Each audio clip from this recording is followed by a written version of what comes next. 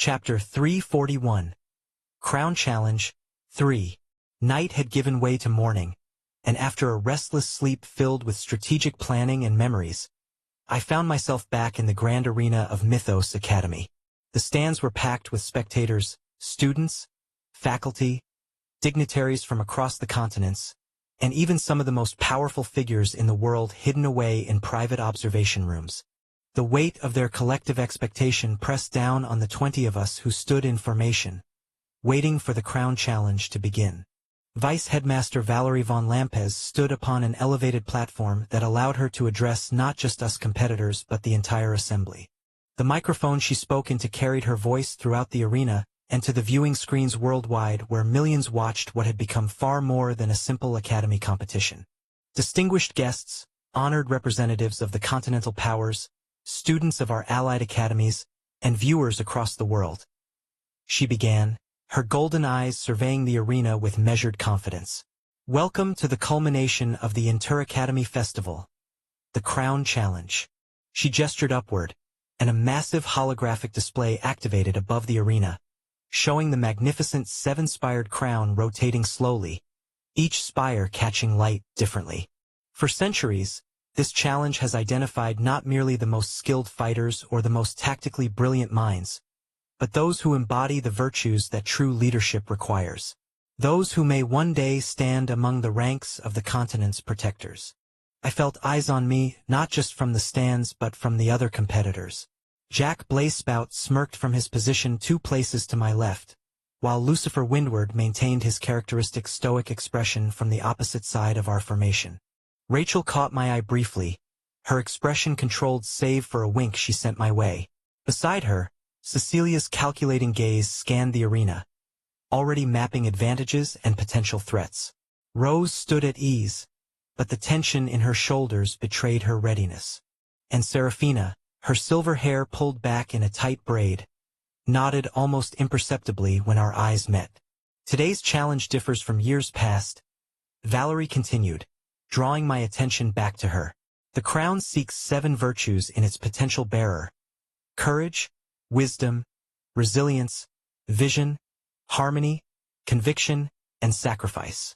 Each competitor will face trials customized to their personal history, designed to reveal not just ability but character. She held up a small fragment that matched the material of the crown itself. Each of you wears a crown shard. These will measure your responses to the trials you face and determine your worthiness to proceed. They are also your means of withdrawal should you choose to forfeit. Simply crush the shard in your hand, and you will be transported safely from the challenge. The shard against my chest seemed to pulse once in response, as if acknowledging its purpose. One final change to traditional protocol. Valerie's voice took on a more serious tone. In previous years, only 3 finalists could reach the heart of the crown. This year, the crown itself has decreed that any who complete all 7 trials may enter the final chamber. What happens there will be determined by those who reach it. Murmurs swept through the arena. This changed everything. Our careful planning had assumed a 3-person final confrontation. But now, remember who you are and what you represent, Valerie concluded. Your academies, your families, your continents watch. But most importantly, remember that the crown sees beyond appearance and reputation, beyond technique and raw power. It sees your truth. She raised her hand, and the platform beneath us began to glow with intricate patterns. Competitors, prepare yourselves. The crown challenge begins now. Reality dissolved around me in a flash of light. When my vision cleared, I stood alone in a vast, circular chamber with pathways radiating outward like spokes from a wheel. Each path was marked with one of the 7 virtue symbols, glowing with soft light. The crown shard at my neck had awakened, pulsing with a blue glow that seemed to resonate with my heartbeat. I had seconds to choose my first trial. Starting with what was the strongest was best as it allowed to build momentum for the more difficult challenges ahead. For me, that should have been courage. I'd never lacked for that, not since Emma. But something pulled me toward the path marked with the symbol for sacrifice. Perhaps because sacrifice was something I understood too well. The moment my foot touched the path, the chamber blurred and reshaped itself into a featureless room with mirrored walls. The mirrors began to glow, creating 7 distinct challenges that would test my understanding of sacrifice. As I approached the first challenge, memories surfaced. Not the calculated, measured memories I usually allowed myself, but the raw ones, the ones that made my chest tighten, the ones I kept locked away behind walls of logic and strategy. I saw myself again, not Arthur Nightingale, but the nameless, emotionless boy I had once been. Agré existence. An orphan with no attachments, no connections, a child who viewed emotions as mere chemical reactions, glitches in an otherwise functional system. The first challenge materialized as a simulation of 2 children trapped beneath debris. I felt the ground shift beneath my feet, dust filling my lungs as the scene solidified around me. The air was thick with the smell of wet concrete and fear. A collapsed building loomed before me, its jagged edges threatening further collapse with each passing second. Through a narrow gap in the rubble, I could see them. Not simulations, but children, a boy with a shock of dark hair matted with dust and blood, and a girl whose tear-streaked face was frozen in silent terror. Both around 8 years old. The boy's arm was pinned at an awkward angle. The girl was curled into a protective ball, eyes squeezed shut as if that might make the nightmare disappear. Help! Please! The boy's voice cracked with desperation. My sister. She's scared. I assessed the situation with clinical precision, my mind calculating collapse patterns and structural integrity. The simulation presented a brutal choice. The path to the boy was relatively clear but would take precious moments. The girl was behind a secondary collapse that would require careful navigation. The groaning of shifting concrete made the message unmistakable. I had time to reach one or the other, but not both. Not only that, I couldn't use my actual power here as it was being suppressed. I refused the premise. My fingers traced the edge of a support beam, mind racing through calculations. If the main weight could be redistributed, if I could just create enough temporary stability. That approach is not viable, a disembodied voice announced. Choose. I ignored it, dropping to my knees to examine the foundation of the collapse. Dust coated my throat, making each breath a struggle. The simulation was fighting me, the beam was too far, the angle impossible, the risk unacceptable. But the children's whimpers cut through my concentration, a reminder of what was at stake. Please hurry, the girl whispered, voice barely audible through the rubble. I don't want to die here. Her words sent a jolt through me. In my first life, I would have made the logical choice, accepted the inevitable loss. But Emma had taught me that solutions existed beyond cold calculation, beyond accepting impossible choices. I wedged myself into a gap that seemed impossibly small, feeling the rough edges of concrete tear at my skin. My muscles protested as I forced my way deeper into the unstable structure. The children watched me with wide eyes, hope fighting with fear on their dirt-streaked faces. You'll make it worse, the simulation warned. The probability of total collapse has increased to 87%. But probability wasn't certainty. I reached the support beam, calculating the exact point of maximum leverage. My hands gripped the rough surface, testing its weight. Too heavy to move conventionally. But if I used my body as the fulcrum, cover your faces? I instructed the children. My voice steady despite the pain already building in my muscles. When I tell you, move exactly where I say. Not before. Not after. I positioned myself beneath the beam, bracing my back against it and my feet against the rubble floor. With a deep breath, I pushed upward with everything I had. Pain seared through every fiber of my being, simulated but convincing enough to draw a genuine gasp from my lips. The beam shifted millimeters, then centimeters, creating a temporary structural support. Now, I called through gritted teeth. Boy first, straight ahead. Girl, count to 3 then follow the same path. The boy hesitated, looking at his sister. Go together? No. I managed, muscles trembling from exertion.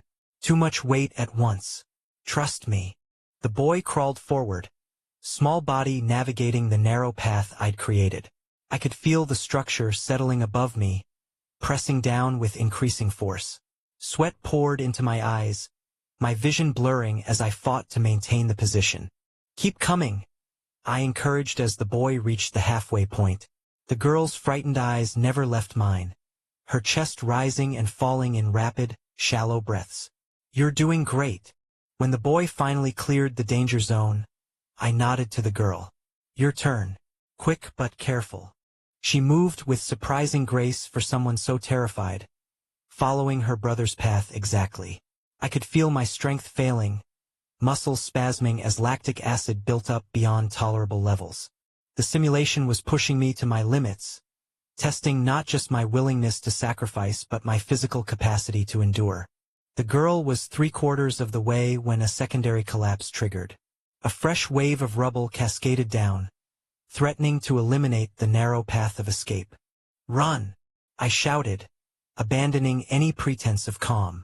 She scrambled forward as I shifted my position, taking even more weight onto my shoulders to stabilize the new collapse point. The pain was blinding now. My spine felt as if it might snap, shoulders threatening to dislocate. I couldn't feel my legs anymore, just the crushing weight above and the desperate need to hold on for just a few seconds longer. Chapter 342. Crown Challenge 4. The girl cleared the danger zone, joining her brother in relative safety. I held the position a moment longer, ensuring they were truly clear, before letting myself collapse. Using the last of my strength, I rolled sideways, momentum carrying me just far enough as the entire structure came crashing down behind me. I lay there in the dust, gasping, body still registering phantom pain even as the simulation began to fade. The children's faces lingered longest, their terror transformed to wonder, then gratitude, then finally dissolving into mist. As the scenario disappeared entirely, I found myself thinking of Emma. Not the final moments when she fell, but that first day in the school hallway. The calculated way she'd stepped between me and those bullies, offering protection I neither expected nor understood. At the time, I had analyzed her intervention as a transaction protection in exchange for some future favor. I couldn't comprehend that someone might help simply because it was right. Now I understood. Sometimes you refuse the choices presented because the correct answer lies outside the parameters of the question. The mirror darkened, recognizing completion, but the lesson remained with me. The second challenge coalesced around me without warning. One moment I stood in the featureless room, the next I found myself on a windswept hilltop overlooking a vast battlefield. The air smelled of earth and ozone, the peculiar stillness before combat. Below, an army in formation, my army, I somehow knew, faced an overwhelming enemy force that stretched to the horizon. Their armor glinted in the afternoon sun, banners snapping in the wind, a sea of steel and determination facing impossible odds. My generals stood nearby, faces grim as they awaited my command. Maps were spread on a makeshift table, weighted down with stones against the gusting wind. Troop positions marked in red and blue told a stark story. We were outnumbered at least 3-1, our position precarious at best. Your orders, Commander? A grizzled veteran awaited my response, his weathered face showing neither fear nor hope, just grim acceptance of whatever was to come. I studied the battlefield, mind calculating trajectories, probabilities, casualties. 2 options emerged with clarity. We could send a small elite force on what amounted to a suicide mission, targeting the enemy's command structure and supply lines, potentially creating enough chaos for our main force to gain advantage. Or we could maintain a unified defense, every soldier fighting shoulder to shoulder in a desperate last stand. The first option offered higher overall survival rates for my army, perhaps 70% survival instead of an estimated 40%. But it meant knowingly sending 50 of my best soldiers to almost certain death. We need your decision, Commander, pressed another advisor. The enemy advances. Time favors them, not us. I felt the weight of command like a physical burden. These weren't abstract units on a tactical display. These were men and women who trusted me with their lives. I could see their faces in the camp below, some steeling themselves for battle, others sharing quiet words with comrades. A few stealing moments to look at treasured mementos of home. I made my decision. Prepare the strike force, I ordered, marking the critical targets on the map. We'll need our 50 best. Volunteers only. My generals nodded, relief and guilt warring on their faces. None spoke the obvious, that they were spared the burden of certain death, that others would pay that price instead. "I'll be leading the strike force personally," I added, causing an immediate uproar. "Commander, you cannot," protested my second-in-command. "The army needs your leadership for what comes after. This is suicide." "I'm aware," I replied calmly, already removing my commander's insignia. "That's precisely why I won't order others to go where I won't go myself." I could see the argument building in their eyes, the tactical logic that would keep me safely behind the lines while others died at my command. In my first life, I would have seen the cold efficiency in that arrangement, the mathematical optimization of resources. But Emma's voice echoed in my memory. Not her words, but her laugh, bright and genuine when she finally dropped her spy's facade. The sound that had first introduced real color into my gray existence. I remembered how her calculating smile had softened over time into something true, how the light in her eyes when she looked at me had transformed from assessment to affection. I shrugged off my heavy cloak, exchanging it for lighter armor better suited for infiltration. "Choose the team. People with families stay with the main force. I want single volunteers, preferably veterans. We move in 1 hour." As dawn broke, I led my small unit through enemy lines. We moved like shadows, each step bringing us closer to our targets and to our likely deaths. I felt no fear, only a crystalline clarity, a perfect understanding of what was at stake. We struck with precision, cutting through key command posts, destroying supply caches, eliminating communication lines. I took wounds that should have been fatal, a spear thrust that missed my heart by inches, an arrow that grazed my neck instead of piercing it. The simulation pushed me to my physical limits, testing not just my willingness to sacrifice but my ability to continue despite pain and exhaustion. When the main force launched their counterattack, taking advantage of the chaos we'd created, I was the only one of my strike team still standing. Bleeding from multiple wounds, I watched as our army gained the advantage we'd paid for with 49 lives. As the simulation began to fade, I found myself remembering Emma's face, not the calculated mask she'd worn when we first met, but the real smile I'd earned later. The genuine person beneath the spy's training who had, in the end, chosen me over her mission, her freedom, her life. The mirror darkened as the challenge completed, but the lesson lingered that true leadership isn't about making hard choices from a position of safety, but about being willing to bear the consequences of those choices personally. The third challenge materialized around me with the clinical precision of a surgical procedure. The antiseptic smell of a laboratory filled my nostrils, sharp and clean against the lingering dust and sweat from the previous trials. The white walls seemed to pulse with the blue-white light of advanced equipment, centrifuges humming their steady rhythm, displays flickering with equations and molecular models, the soft beep of monitoring systems creating a technological heartbeat. I found myself wearing a lab coat, the weight of a tablet in my hands displaying data I somehow instantly understood. This was Project Helix, a groundbreaking medical research initiative that, if successful, would revolutionize treatment for a degenerative neurological condition affecting millions. My role was lead researcher on a team of 6, each brilliant in their own right, yet the project had stalled for months, trapped in a cycle of promising starts and disappointing failures.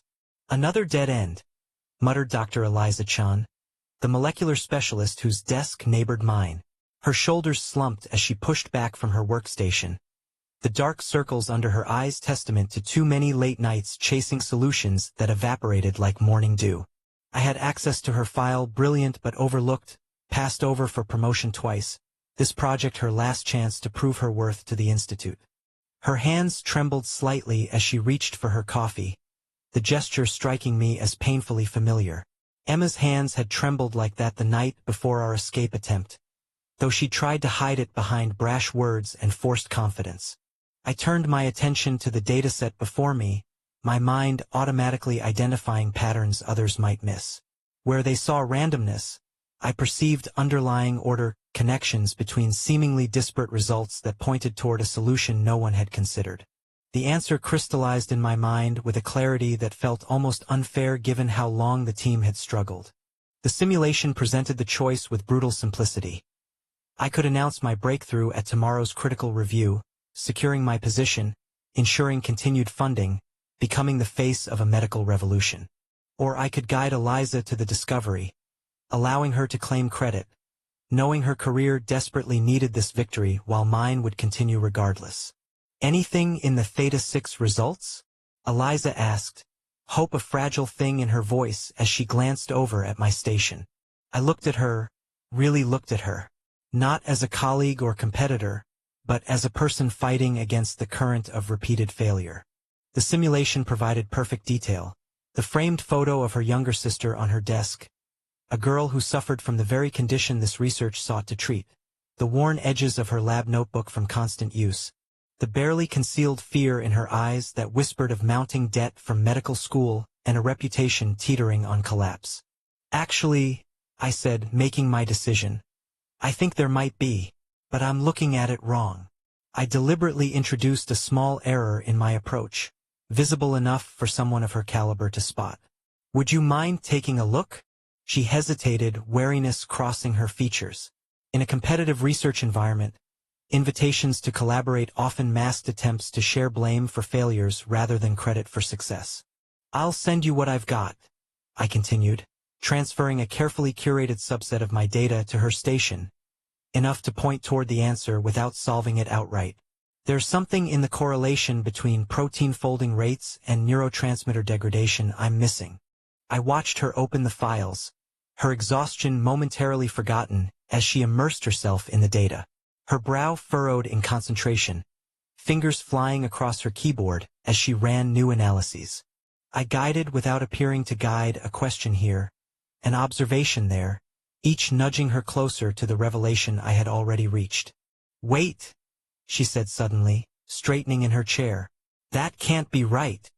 Her voice trailed off as she ran another test, then another, eyes widening with each confirmation. Arthur, look at this. I moved to her station, feigning surprise as she walked me through the very discovery I had orchestrated. The joy in her voice, the renewed energy in her movements, these were authentic, even if the circumstances were constructed. This could work, I said, careful to sound thoughtful rather than certain. If you're right about the binding mechanism. I know I'm right, she interrupted, already pulling up molecular models that confirmed her theory. We've been approaching this backward from the beginning. It's not about stopping the degradation. It's about triggering cellular repair before the damage progresses. The next day, I sat in the back of the conference room as Eliza presented our breakthrough to the review committee. Our breakthrough had become her breakthrough through careful verbal engineering on my part, guiding other team members to direct their questions to her, deferring to her expertise in group discussions, subtly positioning her as the driving force behind the discovery. As she spoke with growing confidence, outlining the treatment protocol she had refined overnight, with suggestions I had framed as questions rather than directions, I saw more than a researcher presenting results. I saw potential blossoming, abilities long suppressed by circumstance finally finding expression. The committee was impressed. Funding was not only renewed but increased. Eliza's position was secured, her future bright, and I found that I did not miss the recognition that could have been mine. There was a different kind of satisfaction in watching someone else flourish because of choices I had made. Chapter 343. Crown Challenge 5. The fourth challenge engulfed me without warning. I found myself in a rehabilitation center, my body broken and weakened not from battle or heroics, but from a manufactured illness that left my muscles atrophied and my nervous system damaged. The simulation provided perfect context. I was a month into recovery from a devastating condition, with prognosis suggesting I might regain 70% function with intensive therapy over 6 months. But there was a complication. In this scenario, I wasn't just any patient. I was the guardian of 3 children whose parents had been lost in the same accident that had spared but broken me. The children visited daily, their eyes carrying a mixture of hope and fear that pierced through my clinical detachment. "When are you coming home?" the youngest asked, her small hand warm against my cold fingers. The therapist standing nearby caught my eye, her expression communicating what words couldn't. Progress was too slow, the children's temporary placement growing unstable. The challenge crystallized with brutal clarity. I could focus exclusively on my recovery, maximizing my physical restoration by adhering to a rigorous but self-centered protocol. Or I could sacrifice optimal recovery by rushing the process, accepting a ceiling of perhaps 50% function in exchange for returning home to the children months earlier. As I contemplated the options, a memory surfaced unbidden. Emma's face in those final moments on the rooftop. Not the calculated mask of the spy, not the tactical assessment of escape routes, but the raw, unguarded expression when her mission fell away completely. When she looked at me and made her choice.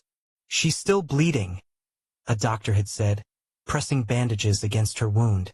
"We need to move now," another had insisted. "If we stay, they'll find us all." Emma had met my eyes across that makeshift medical space, understanding passing between us without words. She knew her wound was too severe, knew she was becoming a liability to my escape.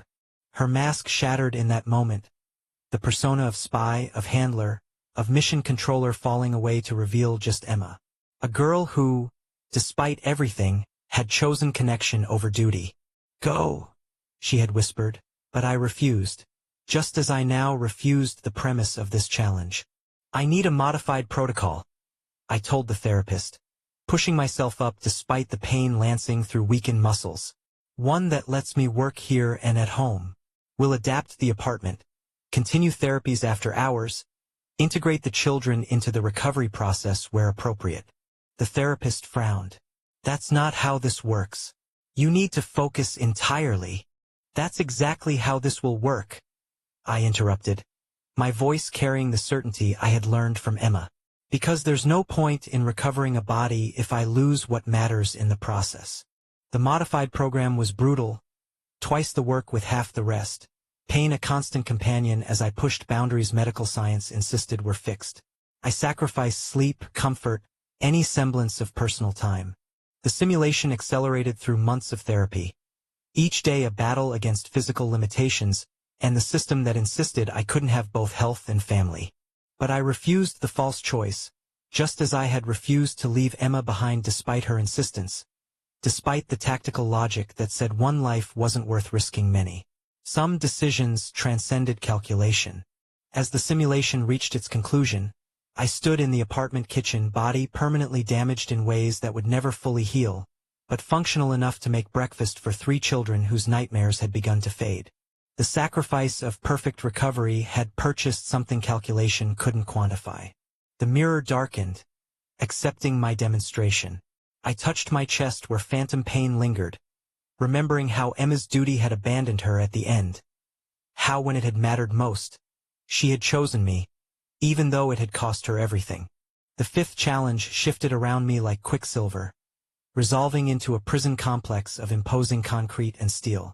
I stood in a sterile interrogation room, wrists shackled to a metal table bolted to the floor. Across from me sat a military officer whose insignia marked him as Intelligence Division, his face a careful blank as he studied me. "The terms are simple," he said, sliding a document across the table. "Give us the names and locations of your network, and your people go free. Resist, and they'll be hunted down one by one." The simulation filled my mind with context. I was the leader of a resistance movement against an oppressive regime. Captured during an operation gone wrong, I now faced the ultimate choice. Sacrifice my freedom and cause by betraying my network, or sacrifice my people's safety by maintaining silence. But the scenario offered a cruel twist.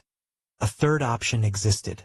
I could provide information on a specific group within my network. Those who had argued against the operation that led to my capture, those who had questioned my leadership. Sacrificing them would earn clemency for the others while maintaining the illusion that I had kept faith with the cause. The officer watched my face for tells as I processed these options. "Think carefully," he advised. "Some of your people have families, children. They deserve a chance at life, even if the cause is lost." As I considered my response, my mind filled with images of Emma's blood soaking through her clothes, pooling on the concrete beneath us as we huddled in that abandoned building. Her breathing had grown increasingly labored, her grip on my wrist weakening by the minute. "Go," she had pleaded. "They're coming. I'll only slow you down." "I'm not leaving you," I had insisted, trying to staunch the bleeding with pressure and sheer desperate will. She had laughed then, a pained, bitter sound. Still the genius who can't accept reality.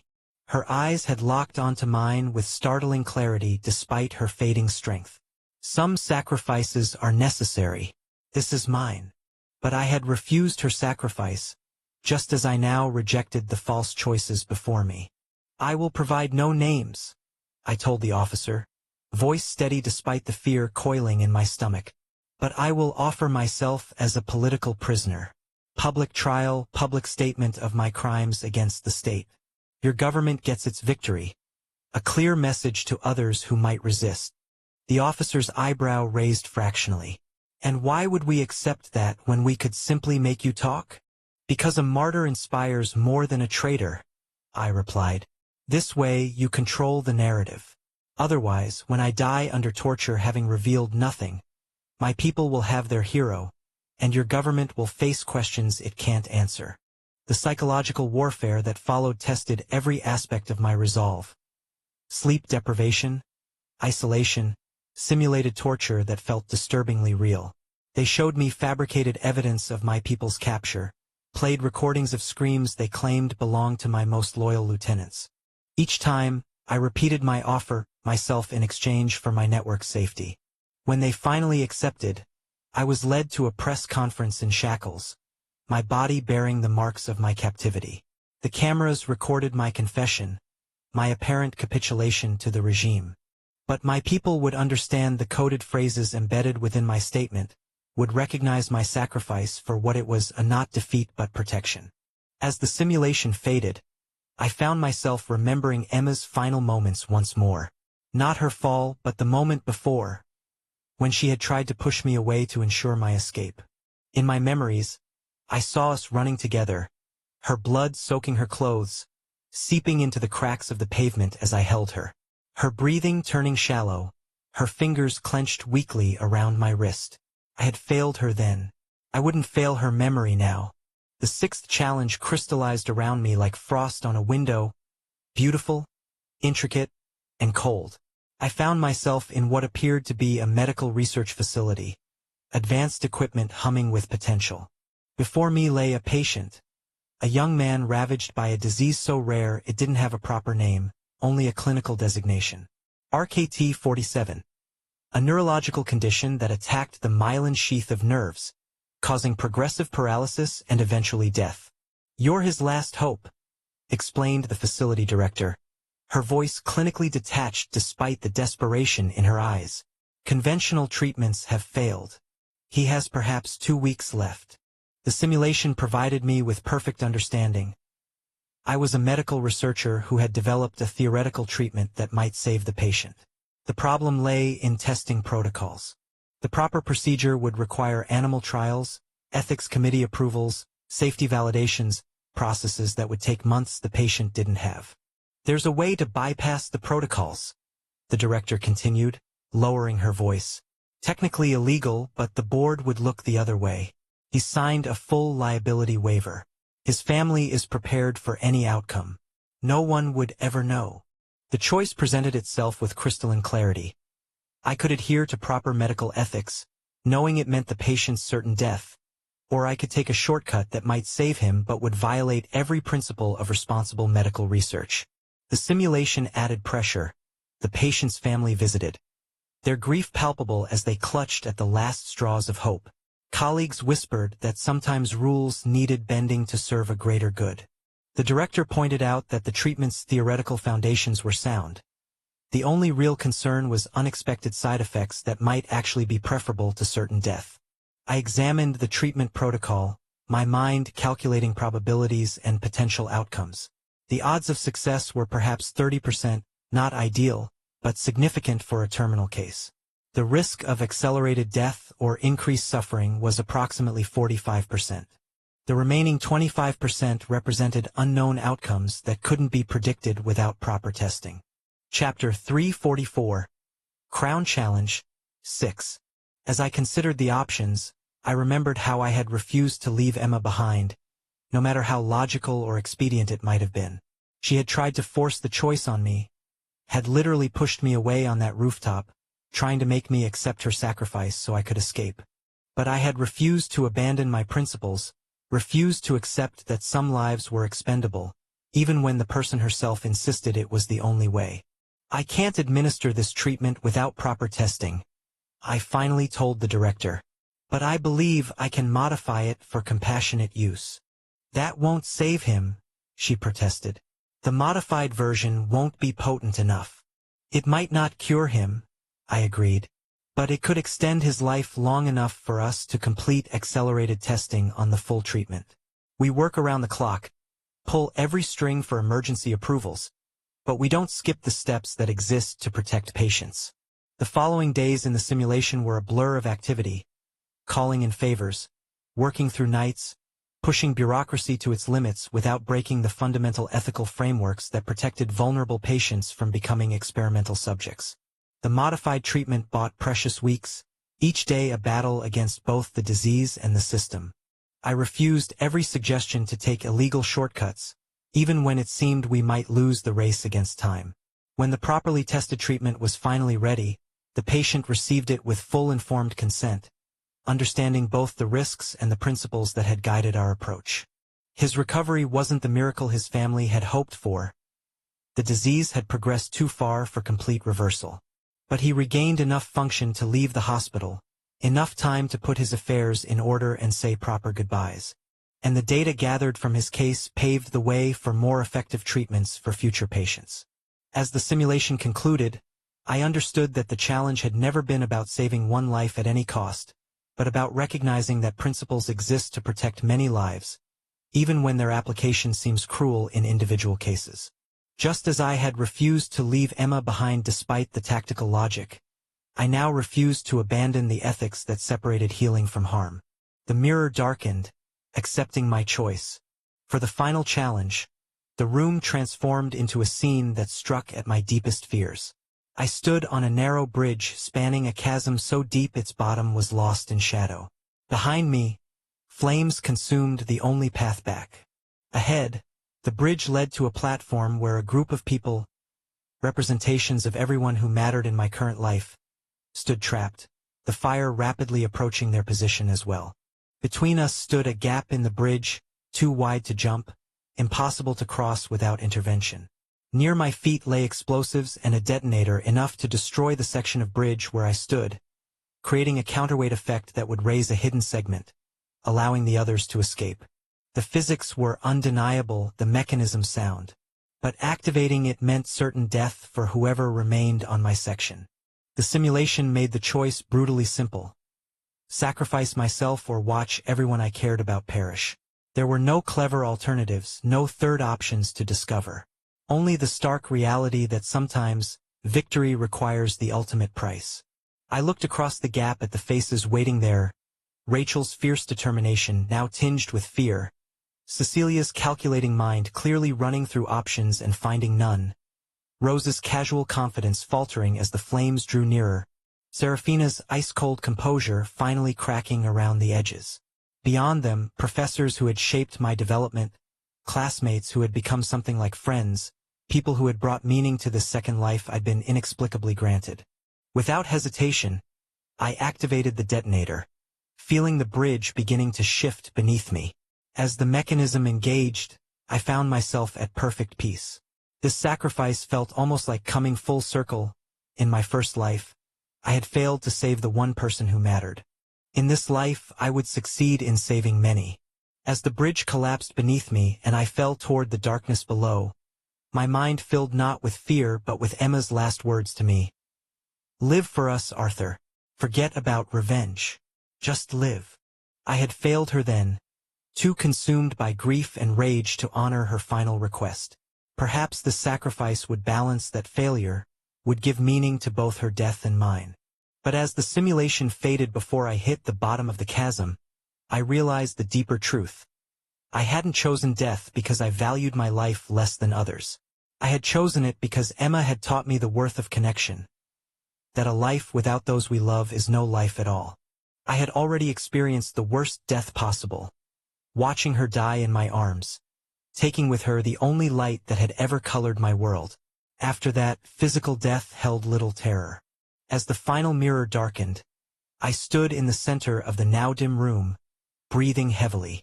The wounds of that loss still felt fresh, still bled when pressed. Despite all my intelligence, all my calculations, all my plans, I had failed to save her. But what she had given me, the understanding of what it meant to be human, to feel, to connect, that had never faded. The floor beneath me glowed briefly, and the symbol for sacrifice appeared, shining with confirmed energy. My crown shard warmed against my skin, resonating with the completed trial. The mechanism of the challenge recognized the virtue demonstrated. No voice spoke. No entetillaid. Just the simple acknowledgement of a truth I carried within me, that I understood sacrifice because I had experienced it in its rawest form. And still carried that weight, transformed now into something that could guide rather than crush. I returned to the central chamber, the symbol for sacrifice now glowing with completed energy. Without hesitation, I stepped onto the path marked with the symbol for wisdom.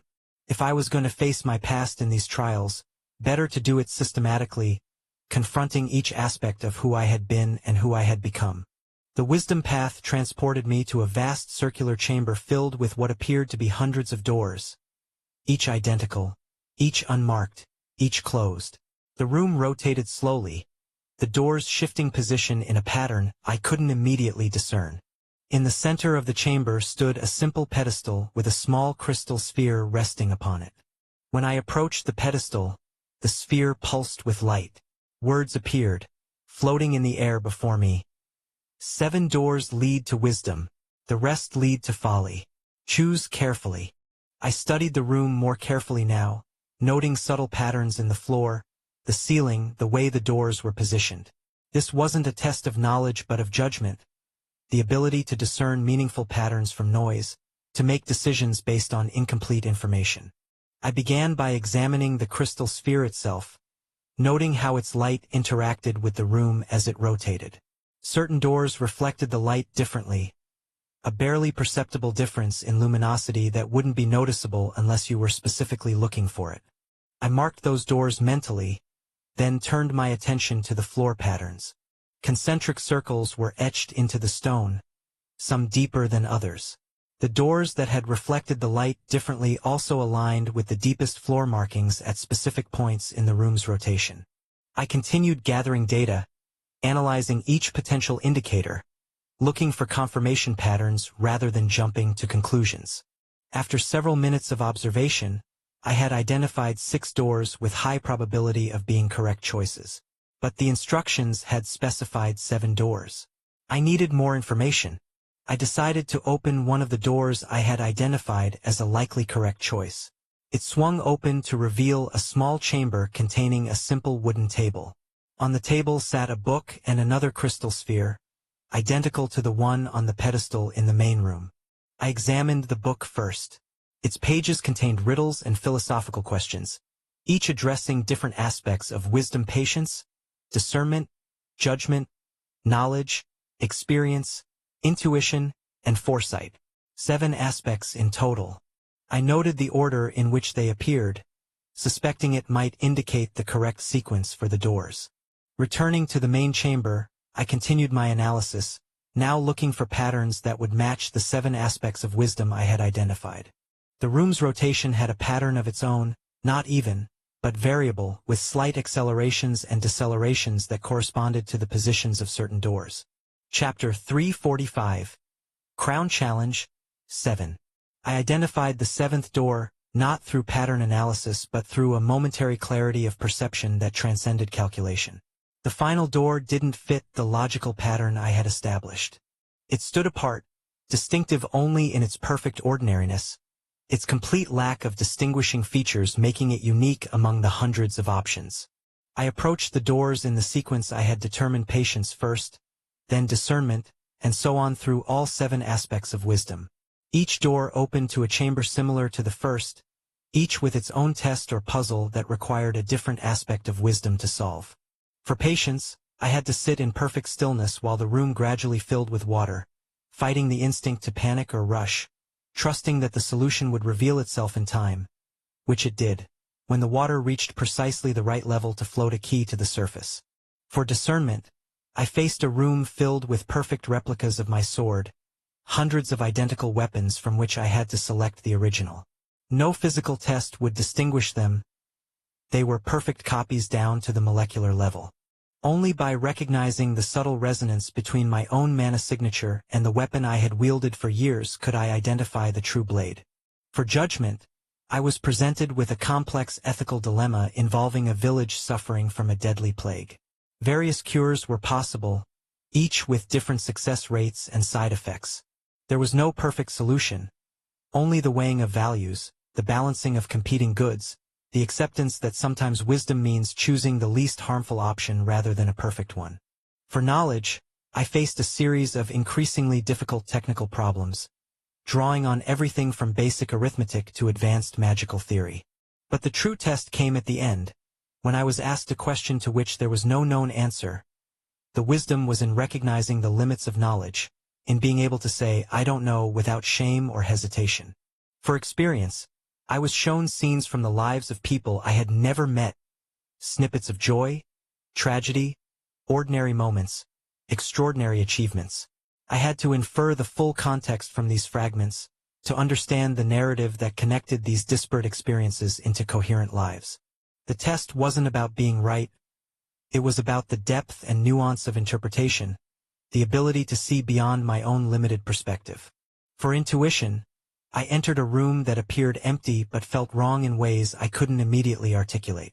Something about the dimensions, the acoustics, the way light fell, all subtly distorted. I had to navigate through the space relying not on sight or conventional senses, but on the instinctive recognition of wrongness, the gut feeling that guided me around dangers I couldn't consciously perceive. For foresight, the final aspect, I was presented with a complex simulation of a society on the brink of multiple possible futures. I had to project how current trends might develop, anticipate unintended consequences of well-meaning interventions, recognize the signs of nascent problems before they became crises. The wisdom wasn't in predicting a single correct future. It was in understanding the branching paths of possibility, the critical junctures where small actions could have outsized impacts. Throughout these tests, I found myself drawing not just on the analytical capabilities that had defined my first life, but on the emotional intelligence I had begun to develop since meeting Emma. True wisdom wasn't just calculation. It was understanding when calculation wasn't enough, when other kinds of knowing needed to take precedence. As I completed the final test, the 7 chambers merged back into the main circular room. The pedestal at the center now held 7 crystal spheres, each glowing with a different aspect of wisdom I had demonstrated. They rose into the air, orbiting one another in complex patterns before merging into a single light that suffused the entire chamber. The crown shard at my neck pulsed in resonance with this light, acknowledging the completion of the wisdom trial. The path back to the central chamber opened, and I stepped through, feeling the subtle weight of the experience settling into me. Not just a test passed, but understanding integrated. I returned to the central nexus with 2 virtues confirmed, sacrifice and wisdom. 5 remained, and the day was still young. But already I could feel the crown challenge working its intended effect, forcing me to confront aspects of myself I typically kept carefully compartmentalized, to integrate the disparate experiences that had shaped me into a coherent whole. I chose resilience next, steeling myself for what promised to be a physically demanding trial. The path glowed beneath my feet as I stepped forward, the world dissolving and reforming around me once more. The resilience trial manifested as a combat gauntlet unlike anything I'd faced before. I stood in a vast arena with 7 tiers rising around me like an inverted pyramid. Each tier represented a level of the challenge, each more difficult than the last. At the center of the arena floor, a timer appeared, 7 hours, counting down. I had to reach the top tier before the time expired. Level 1. Announced a disembodied voice as the world around me transformed completely. Unlike the previous trials that had tested abstract virtues through scenarios, this was a direct assault on my physical and mental endurance. I found myself standing in what appeared to be a combat arena, though I understood instinctively that this entire trial was an illusion created by the crown to test my resilience. The ground beneath my feet was solid only because my mind accepted it as such. The opponents I would face existed only within this shared dreamscape. The first wave of challengers appeared, shadowy figures that assumed combat stances around me. These weren't physical constructs or beasts but pure manifestations of the trial itself. I drew my sword, feeling its familiar weight though I knew both it and my body were projections within this illusionary space. I entered the opening stance of Tempest Dance, the Grade 5 swordsmanship technique that specialized in building momentum for devastating power. Each movement I made within this illusion felt completely real, muscles burning, sweat forming, breath quickening. The crown had created a perfect simulation of physical exertion within this mental landscape. The shadow figures attacked simultaneously. I deflected the first with a precise parry, absorbing the impact and converting it into stored energy within the Tempest Dance. Each block, each counter added to the growing reservoir of power building in my technique. By the fifth opponent, my strikes carried tremendous weight, not from speed but from accumulated momentum, each blow heavier than the last. I cast Earthen Grasp, watching as the illusionary ground responded to my will, briefly immobilizing three approaching figures. The spell worked exactly as it would in reality, the crown's illusion faithfully reproducing both the mana cost and the tactical advantage. As the last shadow opponent of level 1 dissolved, I understood the purpose of this trial. The crown wasn't testing my ability to defeat enemies. It was measuring my capacity to endure sustained challenge while maintaining precision and adaptability. Level 2. The voice announced. The illusionary environment shifted. Now my opponents took the forms of people I'd faced in the past, their fighting styles and techniques perfectly recreated from my own memories. The crown was drawing directly from my mind, creating a completely personalized test of resilience. I recognized the shadowy figure of Jean forming before me, its movements and techniques mirroring his distinctive style. I activated soul resonance, establishing my connection with Luna. Though she existed outside this illusion, our spiritual bond transcended physical reality. My senses immediately sharpened through soul vision, the enhancement showing me patterns in the illusion structure that would otherwise be invisible. The Jean Shadow attacked with dark energy techniques. Through soul vision, I could perceive how the crown was using my own memories to construct these attacks. I channeled pure light through my sword, countering with techniques specifically developed to counter Jin's style. The Tempest Dance continued building momentum, each exchange adding to its growing power. Level 3 brought environmental challenges within the illusion. The arena transformed into treacherous terrain, unstable footing, extreme temperature variations, areas of distorted gravity. While none of it was physically real, my mind and body responded as if facing actual danger. My heart rate increased, muscles tensed, and pain registered when I made mistakes. Soul vision allowed me to perceive the patterns of change before they occurred, giving me precious seconds to adapt. I fought multi-opponent battles while navigating these hazards, continuing to build momentum through Tempest Dance rather than expending it prematurely. Chapter 346, Crown Challenge 8. By Level 4, the crown began imposing limitations directly on my illusionary form. My dominant arm responded sluggishly, my vision blurred at critical moments, and my mana pathways constricted, limiting spell options. These weren't external challenges but simulated disabilities I needed to overcome through adaptation and technique. I switched my sword to my offhand, modified spell castings to require minimal mana, and relied on soul vision to compensate for sensory impairment. Throughout these adjustments, I maintained the core principles of Tempest Dance, preserving momentum despite changing circumstances. Level 5 attacked my mind directly. The crown created cognitive interference, memory gaps, sensory confusion, emotional triggers designed to break concentration. The boundary between the illusion and my own thoughts blurred, making it difficult to distinguish between external challenges and internal reactions. I deepened my connection with Luna, using her separate consciousness as an anchor point. Her thought patterns alien and precise, helped me distinguish between genuine cognition and the crown's manipulations. The discipline required to maintain Tempest Dance served as another anchor, its structured progression keeping me focused despite mental distractions. By level 6, the illusion had become almost indistinguishable from reality.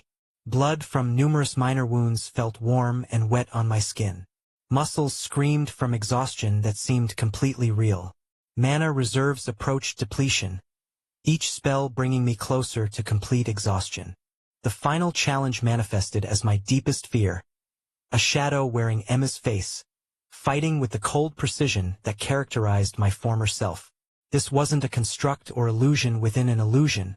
It was the crown using my own memories and fears as the ultimate test of resilience. For a crucial moment I faltered. The shadow struck, and pain blossomed across my chest, completely convincing despite existing only in this shared dreamscape. I understood then the true purpose of this trial. Resilience wasn't about never experiencing doubt or pain, but about continuing despite them. I embraced this understanding, deepening soul resonance to its limit. Through Luna's perspective, I could see beyond the immediate challenge to the structure of the trial itself. The accumulated momentum of Tempest Dance reached its apex, not a frenzy of movement but a perfect stillness containing maximum potential energy. When I finally moved, it was a single strike carrying the combined force of everything that had preceded it. The shadow dissipated, not from the physical impact but from my acceptance of what it represented. The fear that had driven me since Emma's death. As the illusion faded around me, I remained standing, my mind clear despite the exhaustion. The crown shard pulsed against my chest, acknowledging the completion of the resilience trial. This hadn't been a test of combat prowess but of something more fundamental, the ability to endure, adapt, and continue regardless of circumstance. I returned to the central chamber, now with 3 virtues confirmed: sacrifice, wisdom, and resilience. 4 remained, and my understanding of the crown challenge had deepened. These weren't separate tests but interconnected aspects of character, each building upon the others to reveal a complete picture of worthiness. I pressed on, choosing the path for courage next. The crown shard at my neck pulsed with a subtle warmth as I approached the glowing symbol, its rhythm synchronizing with my heartbeat, acknowledgement, perhaps, of the momentum I had built through the previous trials. Rather than testing my willingness to face physical danger, which had been proven repeatedly throughout the preliminary events, the courage trial transported me to a chamber of reflective surfaces that seemed to respond to my thoughts, reshaping itself to manifest the anxieties I typically kept buried beneath layers of logic and calculation. The first reflection showed me as I had been in my first life, the emotionless boy, the human calculator, viewing the world in shades of gray. In the mirror, that version of myself grew older, continuing on a path of cold efficiency, never meeting Emma, never experiencing the fullness of human connection. I watched my reflection rise through the ranks of whatever organization had created me, becoming the perfect weapon they had intended: brilliant, remorseless, empty of anything but tactical precision. The reflection's eyes met mine, and I recognized the void behind them, the absence that had once defined me. The emptiness I still feared lurked beneath everything I had become. "This is what you were designed to be," the chamber whispered, though no voice spoke aloud. "This is what remains when everything else is stripped away." I felt the familiar pull of that detachment, the clarity of pure calculation, unclouded by emotion or attachment. For a brief moment, I wondered if that might have been easier, simpler, more efficient than the complex tangle of connections and feelings that now defined my existence. The chamber shifted, sensing my thoughts. A second reflection formed, showing me the possibility that this second life, with its magic, its academies, its connections, might be nothing more than a dying hallucination, the final desperate creation of my brain as my original body shut down in that collapsed facility. The reflection showed my true self, broken and bleeding beneath tons of concrete and steel, oxygen depleting, consciousness fading. All of this, the crown challenge, my abilities, my relationships, nothing but the elaborate fantasy of a dying mind seeking comfort in its final moments. "How can you be certain of anything?" the chamber seemed to ask. What proof do you have that any of this is real? I had asked myself this question during those first confused weeks after arriving in this world. The doubt had nearly paralyzed me then, making every decision seem pointless, every connection suspect. If none of this was real, what purpose did any action serve? A third reflection formed, perhaps the most painful of all. It showed Rachel, Cecilia, Rose, and Serafina, their faces contorted in fear as they faced dangers I couldn't prevent. Despite all my power, all my intelligence, all my careful planning, I watched them fall one by one, just as Emma had fallen. The reflection showed me standing alone in the aftermath, surrounded by the wreckage of all I had tried to protect. The scene was vivid enough that I could smell the dust and blood, could feel the familiar weight of failure crushing my chest. "You couldn't save her," the chamber reminded me. "What makes you think you can save anyone else? Attachment is just the prelude to loss. Connection just another form of vulnerability." I felt my heart rate accelerate, my breathing shallow. These weren't just abstract fears. They were the foundations of my nightmares, the thoughts that sometimes woke me in cold sweat during the deepest hours of night. But the true test of courage wasn't in facing these fears without reaction. It was in acknowledging them, accepting them as part of me, and continuing forward despite them. I forced myself to look deeper into each reflection, to recognize the truth within the fear without being defined by it. To the first reflection, I acknowledged. Yes, that detachment had been part of me, still existed as potential within me. The capacity for cold calculation remained a tool I could access when needed. But it was no longer my whole self. I had chosen a different path. One that integrated reason with feeling, analysis with intuition. That choice was real, and I renewed it daily. To the second, I conceded the possibility. Perhaps this was a hallucination, a dream, an illusion. But even if that were true, the experiences themselves, the connections formed, the growth achieved, the meaning discovered remained significant. Reality was ultimately unprovable, but the choice to engage with this world as real was mine to make again and again. To the third reflection, the hardest of all, I admitted, I might fail again. Those I cared about might suffer despite my best efforts. Connection did indeed create vulnerability. But the alternative, isolation, detachment, the gray existence I had once known, was no longer acceptable to me. Better to risk loss than never to have truly lived at all. Courage isn't fearlessness, I said aloud to the chamber. It's choosing to act despite fear, to be guided by values rather than anxieties. It's accepting vulnerability as the price of authentic existence. As I spoke these words, accepting each fear without being controlled by it, the reflections began to change. The first no longer showed just the cold calculator but integrated aspects of who I had become. The second showed both possibilities, hallucination and reality, existing simultaneously, neither negating the value of my choices.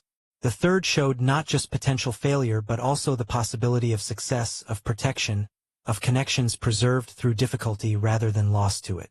Chapter 347. Crown Challenge 9.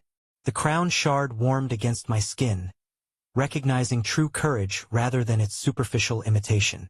The chamber faded, returning me to the central nexus with 4 virtues now confirmed.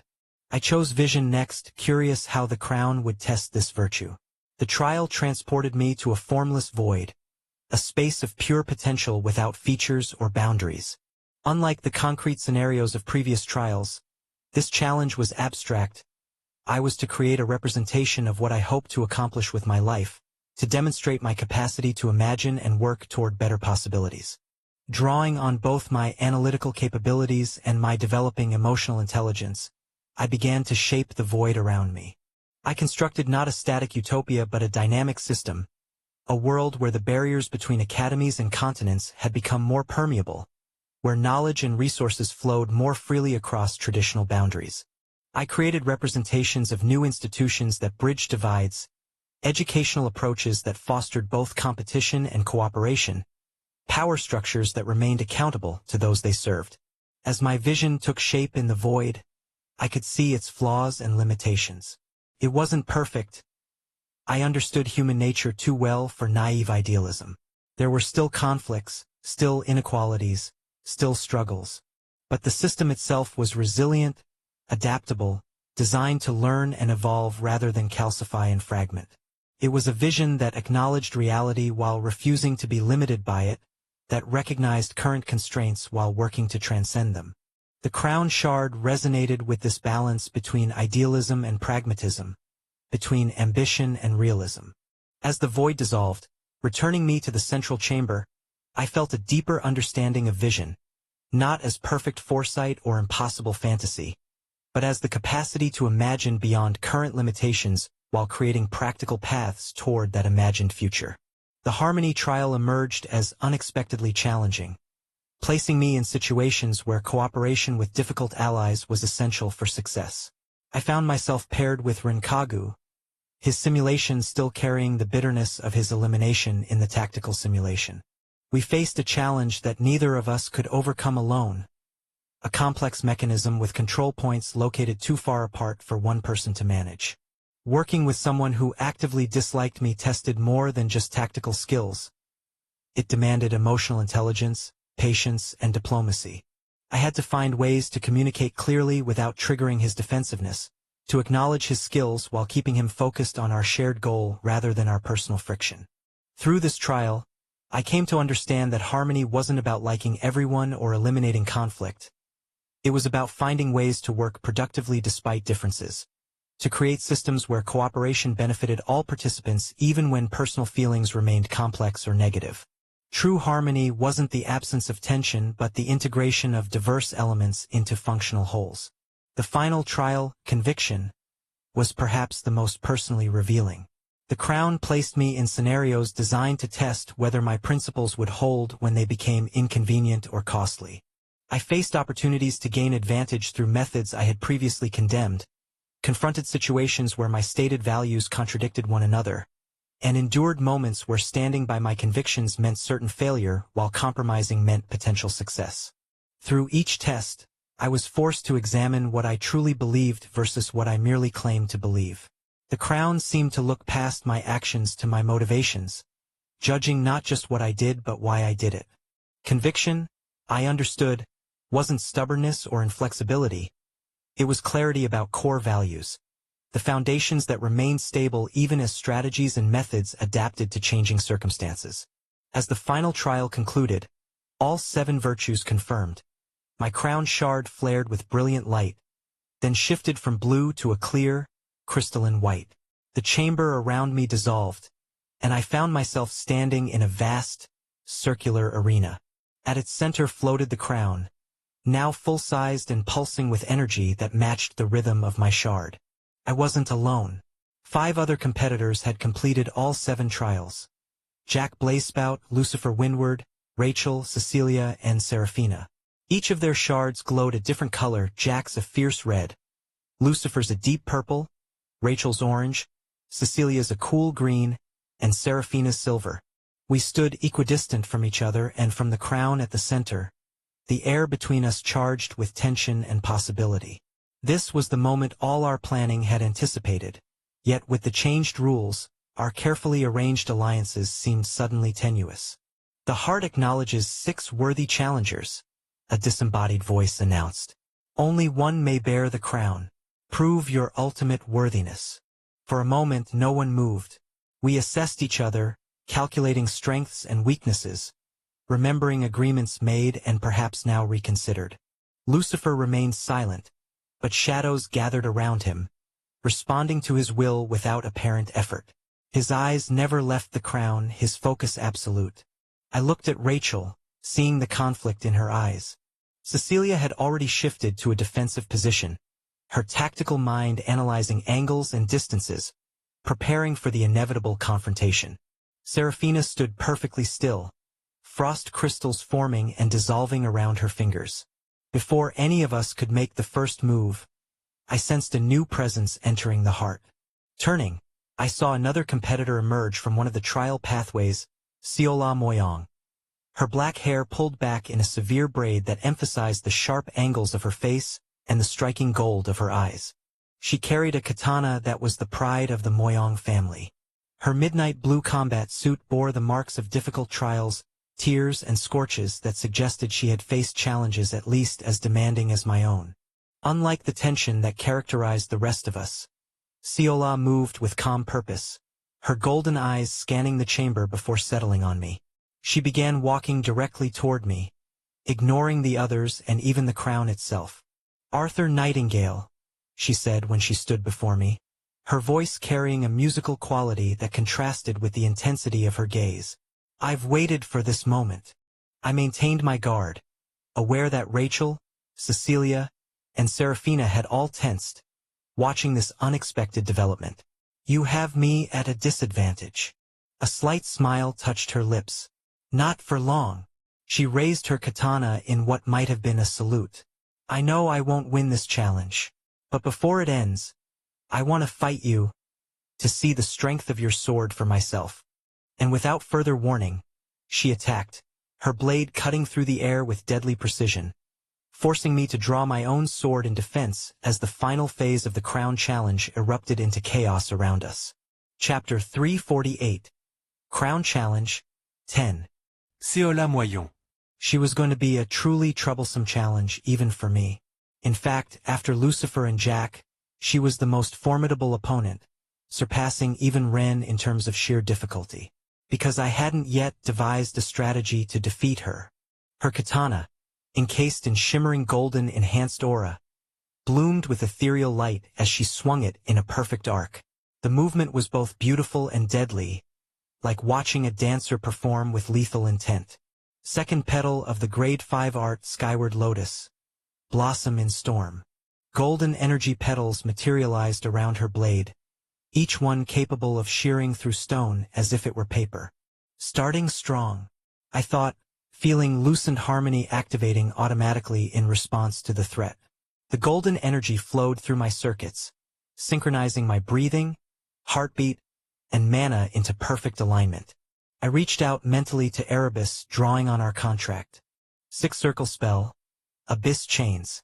Darkness coalesced between us, physical shadows taking form as gleaming black chains that shot toward Seola's attack. The deep dark spell pierced through the golden lotus petals, entangling them momentarily. The collision of opposing energies sent shock waves across the arena floor, cracking the stone beneath our feet. Seola's golden eyes gleamed with appreciation rather than frustration. Without hesitation, she flowed into her next movement, her body moving with the precision of someone who had practiced the same technique thousands of times. Third petal of the Grade 5 art Skyward Lotus. Divine Gale. The air distorted around her katana, golden petals transforming into a vortex of cutting wind that threatened to shred my abyss chains. Before I could counter, a familiar figure stepped between us. Serafina's slender form moving with liquid grace, her silver hair whipping in the artificial gale. Her blade traced the distinctive pattern of Mount Hua's ancient sword art. Ice crystals manifested around her sword, taking the form of frozen plum blossoms that shimmered with inner light as they rushed to meet Seola's attack. She's not strong enough, I thought, calculating the power differential instantly. Serafina's Mount Hua techniques, though enhanced by her ice magic, lacked the raw power needed to counter Seola's divine gale. But she wasn't alone. Rachel appeared at her side, her golden hair radiating light that marked her status as the Academy's saintess. "Divine protection," Rachel called, her hands weaving complex patterns. The frozen plum blossoms became infused with sacred energy that didn't melt the ice but rather enhanced it, creating a perfect synthesis of holy power and winter's fury. The enhanced blossoms collided with Seola's golden petals, creating a spectacular explosion of light and power that temporarily blinded everyone in the arena. "Go, Arthur," Serafina said without turning. Her voice strained from the effort of maintaining her Mount Hua technique against Seola's superior force. "What do you mean?" I asked as Cecilia appeared beside me, her blonde hair immaculately styled despite the chaotic energies swirling through the arena. "You want to fight them, don't you?" Cecilia asked, gesturing toward the far side of the arena where Lucifer and Jack were already engaged in combat. "So go, leave her to us." "All three of you?" Seola said, her movements displaying the first hint of hesitation I'd seen from her. Even she would struggle against 3 opponents of their caliber. I hesitated, torn between concern for them and the undeniable pull I felt toward the clash of powers occurring across the arena. Lucifer's shadows were engulfing half the space, while Jack's flames burned with such intensity that the air itself seemed to waver and distort. "Go," Rachel insisted, her golden hair shining like a beacon as her saintess powers manifested more fully. "This is our fight now." I nodded, understanding the unspoken message. This wasn't just about the crown challenge anymore. For them, this was something more personal. As I turned away, racing toward the epicenter of power where Lucifer and Jack were locked in combat, I caught glimpses of their battle techniques. Lucifer's shadows had taken physical form, massive constructs that fought with surprising precision despite their amorphous nature. Jack, meanwhile, had transformed the area around him into a swirling inferno, his laughter audible even over the roar of his flames. "Took you long enough, Nightingale," Jack called out as I approached, his grin visible through the curtain of fire surrounding him. "Thought you might sit this one out. And missed the opportunity to put you in your place?" I responded, drawing power into my blade. "Unlikely." Lucifer said nothing, but his shadows shifted, acknowledging my presence while refusing to drop his guard against Jack. His pale features were set in absolute concentration, not a single movement wasted as he maintained control over his technique. The 3 of us circled each other warily, each waiting for the others to commit to an attack first. This was the true final confrontation, the 3 highest-ranked competitors, exactly as Vice Headmaster von Lampez had intended. Before any of us could make the first move, a commotion at the entrance drew our attention. 2 figures burst into the arena, Rose Springshaper and Rinkagu, both looking as if they'd fought their way through significant obstacles to reach the heart of the crown. "Late to the party as usual, Ren?" Jack called out mockingly. Ren ignored Jack's taunt, his eyes scanning the battlefield and quickly assessing the situation. Without hesitation, he moved toward Seola, his expression hardening with determination. "You're in my way, Moyong," he said coldly, unsheathing his blade in a single fluid motion. "Step aside." Seola's golden eyes narrowed, her stance shifting subtly to a more defensive position. "I didn't expect you to target me first, Kagu." Bold choice. Ren didn't bother with a reply. Instead, his mana surged visibly, enhanced aura coating his fist as he launched himself at her with devastating speed. Seola barely had time to parry, her katana coming up to intercept his attack.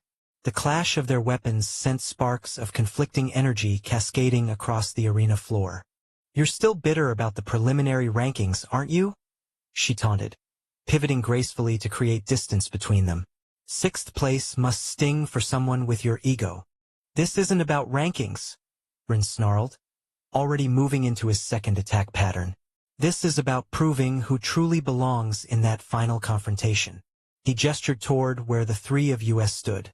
"Arthur, Lucifer, and Jack are playing their own game. But before this is over, I'll show everyone they were wrong to dismiss me." "By defeating me?" Seola scoffed, her Nodachi tracing golden arcs through the air as she prepared her counter. "Ambitious plan. Flawed execution." Meanwhile, Rose had positioned herself near Rachel, Cecilia, and Serafina, her casual stance belying the readiness in her eyes. "So what's this? A tournament within a tournament?" "Something like that," Cecilia replied coolly. "We have unfinished business to settle." "Four-way battle to determine who's strongest," Rachel added, her golden hair shimmering with pure light as her saintess powers gathered around her hands. "For Arthur," Serafina confirmed, frost forming around her blade as she shifted into another Mount Hua stance. Rose's lips curved into an amused smile. "Well then, count me in, though I think we all know who's going to win." As the 4 women squared off against each other, their powers creating a secondary battlefield almost as impressive as the primary one, I refocused on Lucifer and Jack. The crown still hovered at the center of the arena, pulsing with energy that resonated with our shards. "Shall we begin?" I asked, Lucent Harmony fully activated alongside Soul Resonance. Lucifer nodded once, his grip tightening on his long sword. Jack's flames intensified, the temperature in the arena rising to almost unbearable levels. "Try to make it interesting, won't you?" Jack taunted. And then we were in motion, three unstoppable forces converging at the heart of the Crown Challenge. Chapter 349. Crown Challenge 11. The heart of the crown erupted with competing energies as the final phase of the challenge descended into chaos. Arthur had already moved to engage Jack and Lucifer at the far side of the chamber, the three highest-ranked students locked in their own battle for supremacy. Meanwhile, Ran and Ciola had begun their own duel near the entrance, their techniques sending shockwaves across the arena floor. But in the center of the vast chamber, a contest of equal significance unfolded. For exceptional young women, each with her own reasons for fighting, each unwilling to yield. Rachel stood with perfect posture, golden light gathering around her form as she surveyed her three rivals. The Saintess's gift manifested as radiant energy that cast sharp shadows across the marble floor. Her eyes, typically warm and compassionate, now held resolute determination. "This wasn't part of my plan," she said quietly. "But perhaps it's better this way. Clear the field before he returns." Cecilia's laughter echoed through the chamber as crimson magic swirled between her fingers. "Always so noble, Rachel. At least be honest. You want him to yourself." The slate-mark princess's gift of witchcraft gave her magic its distinctive blood-red hue, chaotic and unpredictable where Rachel's was ordered and precise. "As if any of you have claim," Rose interjected, blue petals materializing around her in a protective cyclone. Her gift of blue rose allowed her to conjure these supernatural flowers seemingly from nowhere, each petal containing magic that belied its delicate appearance. Serafina remained silent, her silver hair contrasting sharply with her ice-blue eyes as frost crystals formed along her blade. Her gift of ice crystal jade body had transformed her internal energy into something inhuman, cold, perfect, and unyielding. For white rankers, evenly matched in power if not in temperament, each determined to prove herself superior. Cecilia struck first, her fingers tracing complex patterns in the air. Tendrils of crimson energy snaked across the floor, splitting and multiplying as they reached for her opponents. Her expression showed no strain, only calculated enjoyment, as if this were merely an entertaining diversion. Rachel responded without words, a simple gesture creating a dome of golden light around her. Where Cecilia's crimson magic touched the barrier, it hissed and dissipated like water on hot stone. In the same fluid motion, she transformed the barrier's excess energy into a dozen spears of condensed light, each targeting her opponents with unerring precision. Serafina moved in perfect form, her sword tracing the distinctive pattern of Violet Divine Mist's first movement, Violet Sunset Genesis. Her blade left trails of crystalline ice in its wake, forming structures that intercepted Rachel's light spears and froze them mid-flight. The Grade 6 art manifested as both offense and defense simultaneously, ice spreading outward in a pattern reminiscent of a sunset's rays. Not to be outdone, Rose extended her arms outward, thousands of blue petals responding to her will. The petals accelerated to near-invisible speed, becoming razor-sharp projectiles capable of penetrating stone. Unlike conventional attacks, these followed no predictable trajectory, instead adapting mid-flight to target vulnerabilities in her opponent's defenses. The four techniques collided at the center of their formation, creating a momentary stalemate before exploding outward in a shockwave of competing energies. None of them staggered, each had anticipated the discharge and anchored themselves accordingly. "You've improved?" Cecilia said to Rose, genuine appreciation in her voice despite the circumstances. With subtle movements of her fingers, she created 3 crimson spheres that hovered above the battlefield, each pulsing with barely contained power. "As have you," Rose responded, blue petals reforming around her. "Though not enough to win this." Rachel stepped forward, light gathering around her hands and coalescing into a longbow of pure energy. "This contest doesn't need to continue," she said, though her fingers were already drawing back a shimmering arrow. "We can discuss this rationally." "There's nothing to discuss," Serafina replied coldly, frost spreading from her feet in an expanding circle. Only to prove. Across the chamber, the clash between Arthur, Jack, and Lucifer intensified, their combined power creating a maelstrom of energy that threatened to destabilize the entire arena. Near the entrance, Ran and Ciola had escalated their duel, their martial techniques resonating with the focused intensity of dedicated warriors. Yet these battles, impressive as they were, could not overshadow the confrontation unfolding at the center. The four young women moved with increasing speed and power, their techniques growing more elaborate as they tested each other's defenses. Cecilia's crimson magic twisted and folded around itself, creating structures that defied conventional understanding. Reality seemed to bend within their influence, attacks changing direction mid-flight and defenses faltering at critical moments. Her gift of witchcraft allowed her to bypass the normal limitations of spellcasting, improvising effects that more rigid magicians could never achieve. Rachel countered with the pure authority of her saintess gift. Her light magic established fields of ordered energy that negated Cecilia's chaos through sheer opposing force. Where others might have been overwhelmed by the unpredictability, Rachel's innate connection to light allowed her to perceive and counter the distortions before they fully manifested. Rose couldn't match their area control, but her blue rose petals proved capable of finding gaps in both their techniques. The petals slipped through momentary weaknesses, targeting pressure points with surgical precision. Some formed shields around her, while others became extended whips of connected blossoms that she wielded with dancer-like grace. Serafina transitioned smoothly into the second movement of Violet Divine Mist, fan of the scattering petals. Her blade moved in a precise arc, creating a spray of ice crystals that expanded outward like petals blossoming from a frozen plum blossom tree. Each petal contained concentrated freezing energy, capable of immobilizing whatever they touched. The Grade 6 art complemented her gift perfectly, the ice formations growing more intricate and powerful than conventional techniques would allow. "This is getting us nowhere," Rose observed after several minutes of escalating combat. Her control over the blue rose petals remained precise despite the exertion, thousands of glowing fragments orbiting her like a living constellation. "Surrendering remains an option," Cecilia suggested, though her breathing had become slightly labored. The continuous manipulation of her chaotic magic was taking its toll, even on her exceptional reserves. Rachel shook her head, light constructs forming and dissolving around her as she conserved energy. "This isn't about defeating each other. It's about proving who best complements him." "Then prove it," Serafina said. Ice crystals were forming along her blade as she settled into a defensive stance. Words are meaningless without action. The momentary dialogue ended as all four launched their strongest techniques simultaneously. Rachel's light magic manifested as a dozen weapons of pure energy.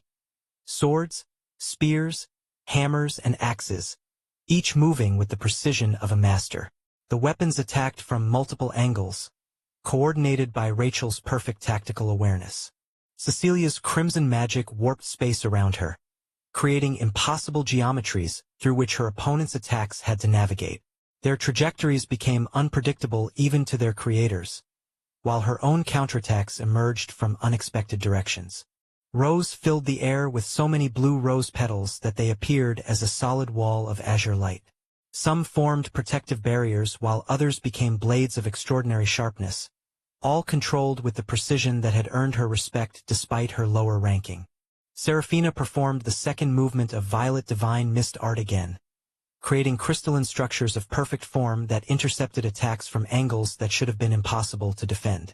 Her gift of ice crystal jade body enhanced the Grade 6 art beyond its normal capabilities, each ice formation holding power that belied its delicate appearance. The four techniques collided with catastrophic force. Light and chaos, nature and ice, all competing for dominance at the exact same point in space. For a moment, the very fabric of the arena seemed to strain under the pressure, reality itself protesting this concentrated expression of contradictory powers. Then the collision point collapsed inward before exploding outward in a shockwave that forced all four combatants back several steps, their defensive techniques barely maintaining integrity. As the magical discharge dissipated, They faced each other again, each showing clear signs of exertion but no decisive advantage. Cecilia's crimson magic flickered more erratically now, though perhaps with greater potency in its unpredictability. Rachel's light constructs had diminished in number but increased in density and resilience. Rose commanded fewer petals, but each glowed with more concentrated power. Seraphina's ice formations had become more precise, focusing quality over quantity. "It appears we are evenly matched," Rachel observed, dismissing her remaining light constructs to conserve energy. "For the moment," Cecilia replied, though her usual confidence was tempered by the reality of the situation. Despite her chaotic magic's versatility, she couldn't overcome the combined defenses of her rivals. Rose lowered her hands slightly, the blue petals settling into a gentle orbit around her. "This could continue until we all collapse from exhaustion, and Arthur would still be dealing with Jack and Lucifer." Seraphina remained in stance for a moment longer before finally relaxing her posture marginally, the ice on her blade not melting but reconfiguring into a more efficient formation. "Inefficient," she stated simply. The four regarded each other with newfound respect. Each had demonstrated tremendous skill and power, yet none had proven decisively superior. They were in a complete slatemate. Chapter 350. Crown Challenge, 12. Lucifer, Jack, and I stood in a triangular formation at the heart of the Crown Challenge arena, each of us measuring the others with calculated precision. The distant sounds of combat from the four girls' battle created a fitting backdrop to our own impending clash. "Arthur, do you feel confident?" Luna asked in my mind, her Chelan presence cool and steady at the edges of my consciousness. "Of course," I responded, feeling my heart accelerate with a familiar rhythm. The anticipation of genuine challenge hummed through my veins, awakening something I kept carefully controlled since arriving at Mythos Academy. The danger of battle, the primal thrill of facing worthy opponents. How long had it been since I'd felt this particular tension? This electric certainty that miscalculation meant defeat? Too long, perhaps. Jack rolled his shoulders, flames already dancing between his fingertips. His trademark smirk couldn't quite hide the focus in his eyes. "Been waiting for this since orientation, Nightingale. Let's see if your tactics work when you're the one getting hit." Lucifer remained silent, his emerald eyes betraying nothing as he assumed a perfect starting position. His long sword, identical in length to mine but with subtle differences in balance and guard design, reflected the ethereal light of the crown at the center of the chamber. I adjusted my grip, settling into a stance that appeared casual but would allow for immediate response. "Shall we begin, then?" Jack answered with a testing volley of flame darts, fast but lacking his usual destructive power. They splashed harmlessly against my mana shield as I cataloged his casting speed, trajectory choices, and energy efficiency. Lucifer used the momentary distraction to close distance, his blade moving in a textbook-perfect arc that forced me to parry rather than dodge. The clash of our swords sent a metallic ring echoing through the chamber. I could feel him measuring my strength, my reaction time, my technique. "Competent," he murmured, disengaging smoothly before I could counter. "But predictable." I smiled at the deliberate provocation, responding with a sequence of 3 strikes, each intentionally telegraphed to observe how he would respond. As expected, his defenses were impeccable, no wasted movement, no unnecessary flourish. Jack circled around, forcing me to divide my attention.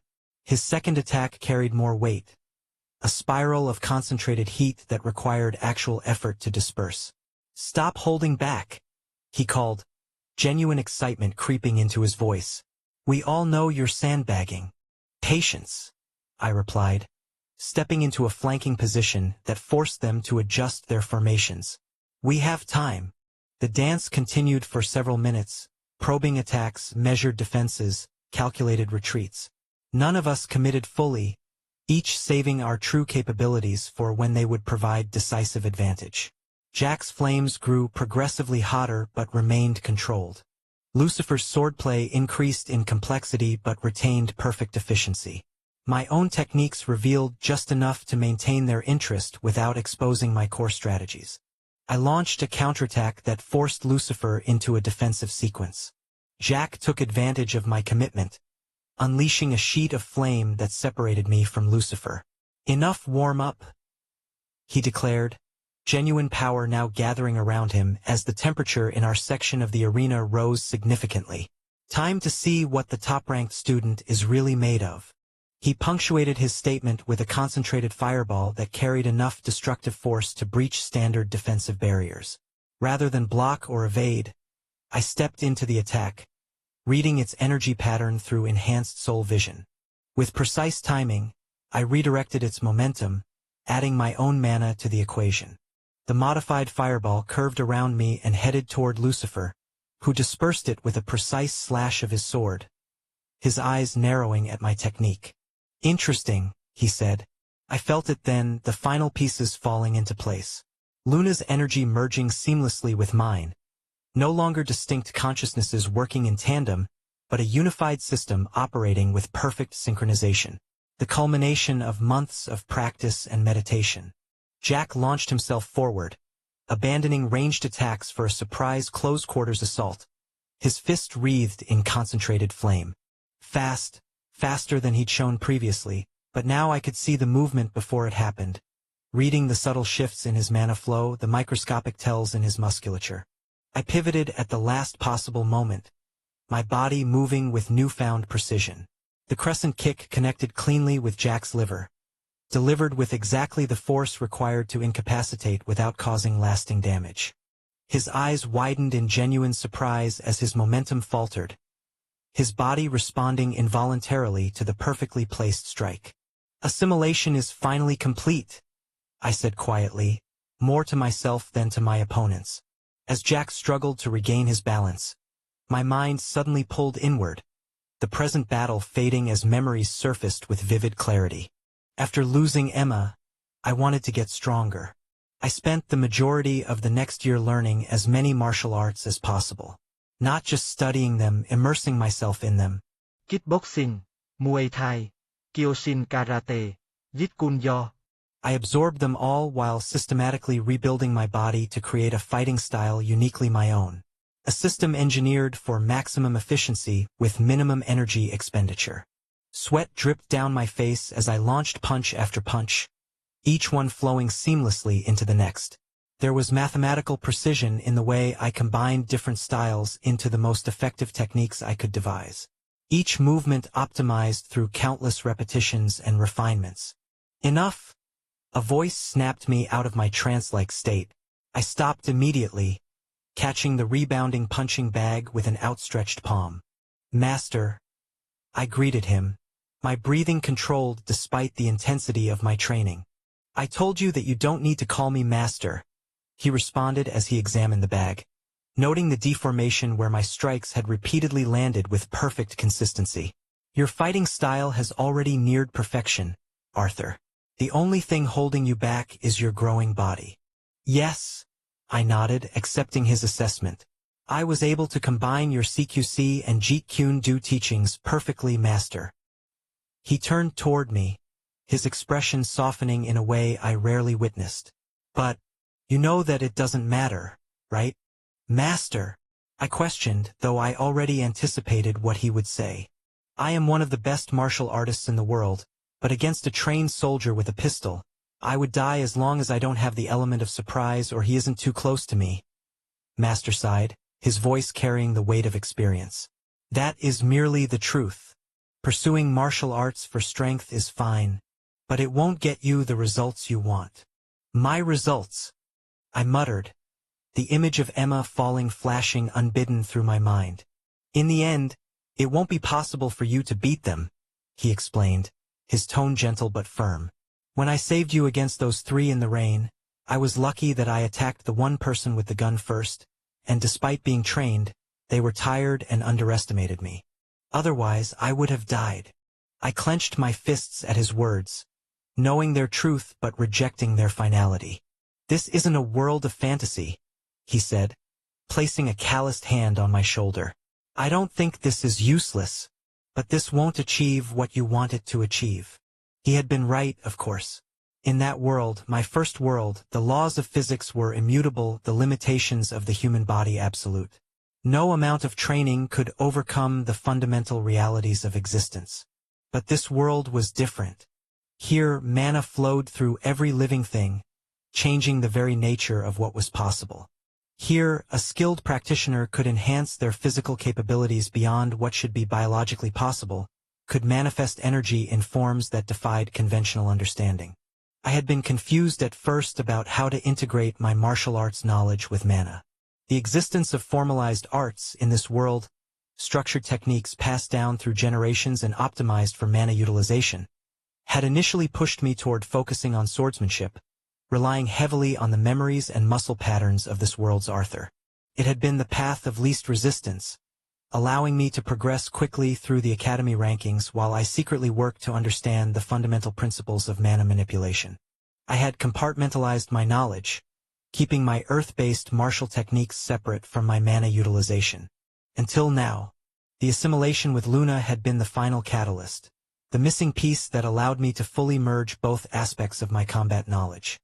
Her Qilin consciousness had helped me understand how to infuse mana into movements never designed for it, how to enhance techniques developed in a world without magic. The crescent kick that had just connected with Jack's liver, that hadn't been a technique from any great art or formal mana manipulation method. It was CQC enhanced with precisely controlled mana flow, the energy directed through pathways I had mapped through meticulous experimentation. My master had been right about one world, but completely wrong about this one. Here, the perfect martial technique enhanced by perfectly controlled mana could indeed overcome seemingly insurmountable